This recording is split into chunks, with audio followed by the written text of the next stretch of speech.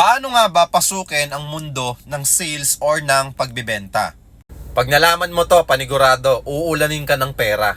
Alam naman natin, ang sales ay isa sa mga source of income na pwede mong simulan ngayong taon.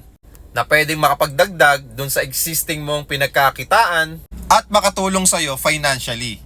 Kung papasukin mo yung mundo ng sales, ito yung kailangan mong gawin. At napaka-importante nung pang number 3. Number 1, dapat alam mo kung paano ka magmamarket ng produkto mo.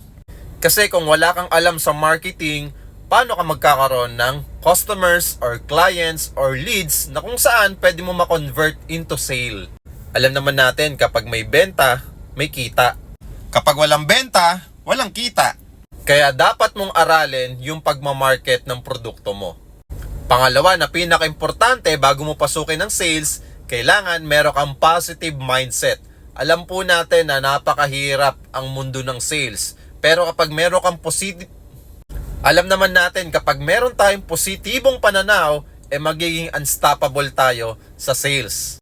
Huwag na huwag kakakit panghina ng loob kung mahina yung benta or wala kang benta. Mindset ba? Mindset ba? Pangatlo, bago mo pasukin ang mundo ng sales or ng pagbebenta, dapat maging walang hiya ka. Alisin mo yung pagiging mahiyain mo. Dahil kapag walang hiya ka na, mas madali kang makakabenta, makakarami ka ng benta, At uulanin ka na ng kita. dahil kung mahiyain ka, paano mo maibebenta yung isang bagay? Nang kung saan, dun ka kikita.